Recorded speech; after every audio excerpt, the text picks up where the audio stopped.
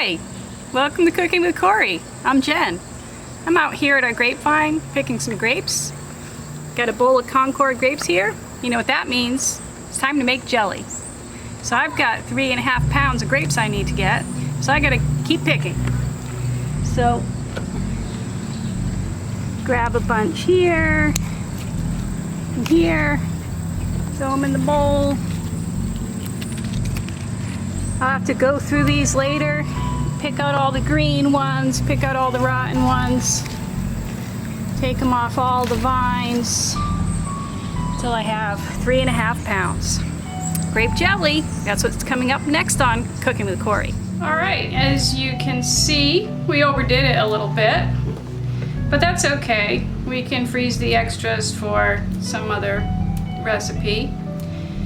But now I'm in the midst of the most tedious part of this process, and that is picking off the ripe grapes from the vine. And I forgot to mention when I was out there, that grapevine is just one grapevine, and it's huge, and it's so productive this year. There's a million more out there. Corey planted it the day we moved into this house, about 13 years ago, and it's just gone wild. So I'm gonna stand here and keep plucking grapes, and hopefully I can get Corey to help me with a little bit of this, and then when I'm all done, we'll go to the next step. I'm going to break down our grapes a little bit by simmering them for 10 minutes. So big saucepan, cover the bottom of it with water, maybe 1/4 cup, just to prevent scorching. And pour all your grapes into the pan. Put the heat on high. Bring it to a boil. All right, now it's boiling. I'm gonna mash them a little bit. Break up the grapes. Then I'm going to turn the heat down to a simmer, put the cover on, and let them simmer for 10 minutes. All right, the grapes have been simmering for 10 minutes. They're pretty well broken down, as you'll see, and the next step is to strain them and to get the juice out. So what I've got here is a jelly strainer set. And it comes with this frame and these little bags, and you can get it in any place that they sell canning supplies, that kind of thing. Or you could use some cheesecloth doubled up, something like that. I've always used a jelly strainer. That's what works for me. So the next step is to take the hot broken down grapes that are in this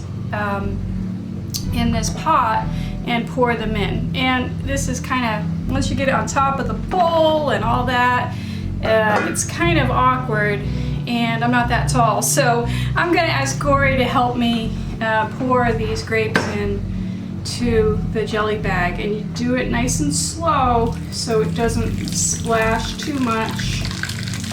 Careful.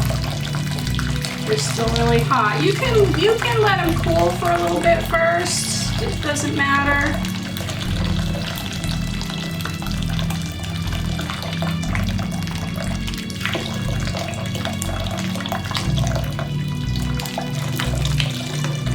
It's splashing hot grape juice all over my hands. Oh, do you want me to get a utensil to kind of scrape out the last little bits? Just get all the stuff in there.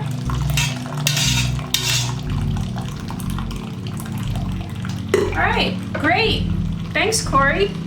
So I'm just gonna let this sit here and let it continue to drain into the bowl. And I'm actually gonna leave it overnight. But for you, it'll just be a second.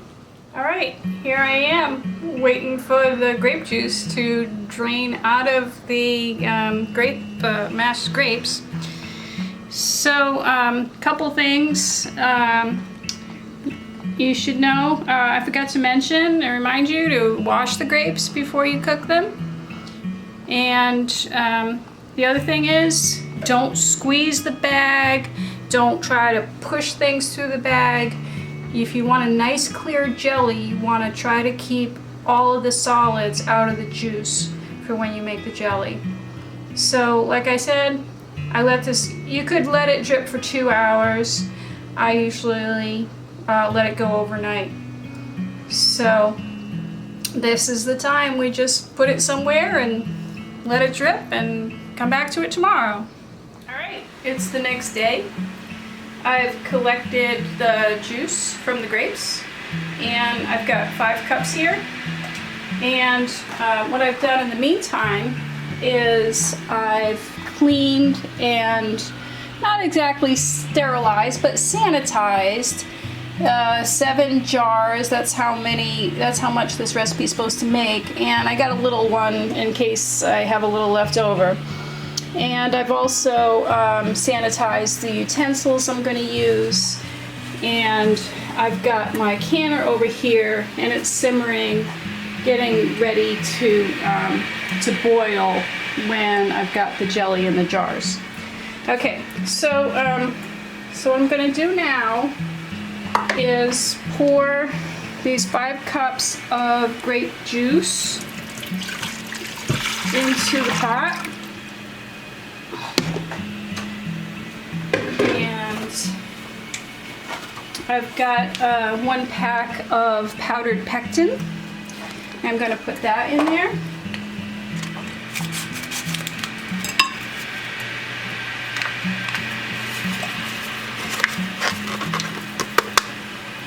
And then I'm going to turn the heat to high.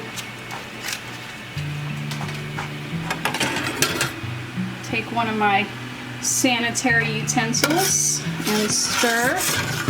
And I stir until the pectin is dissolved into the juice and it comes to a boil. All right, the juice in the pectin has started to boil. And so now the next step is to add 6 cups of sugar all at once. And then stir vigorously for a minute. Let me start the timer. And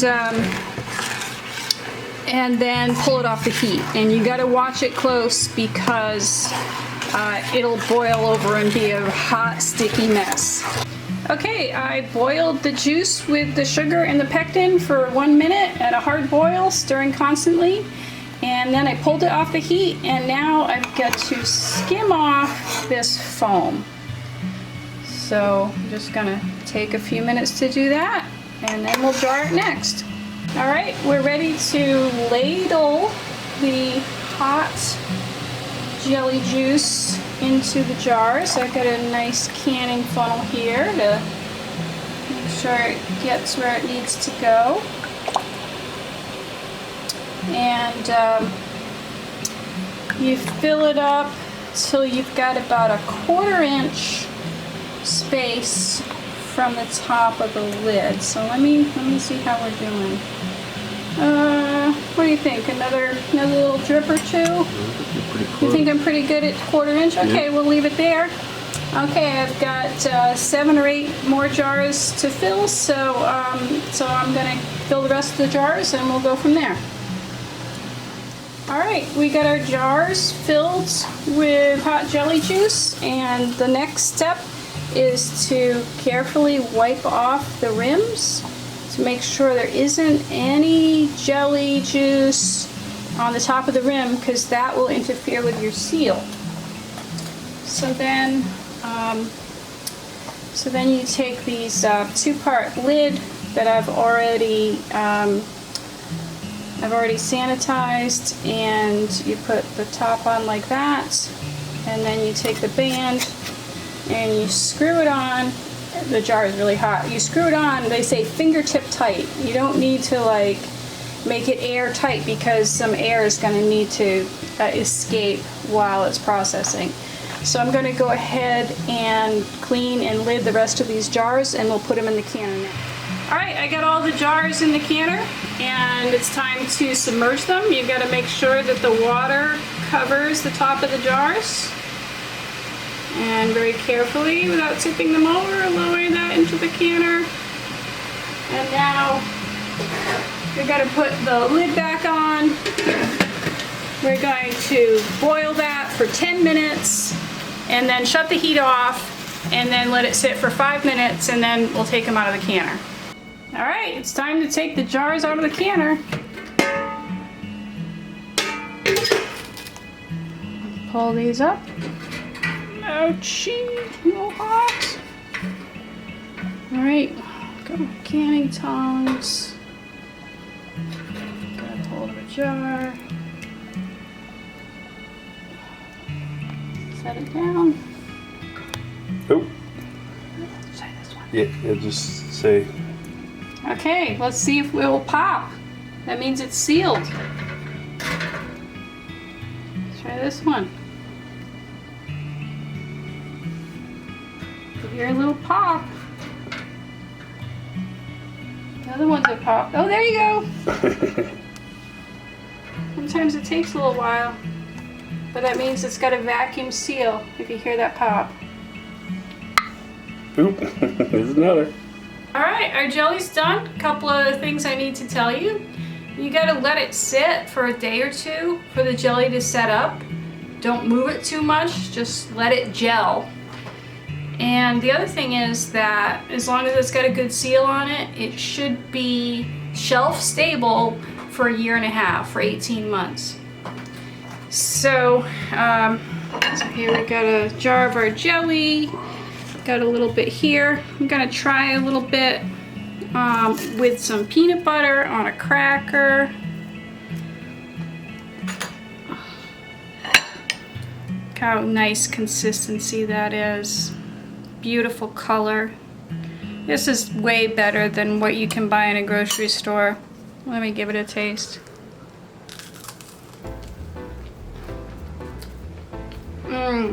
Delicious.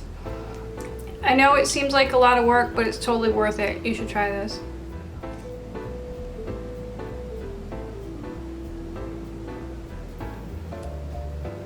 All right, thanks for watching me make jelly. Some of you guys wanted to see how I make jelly. There you go.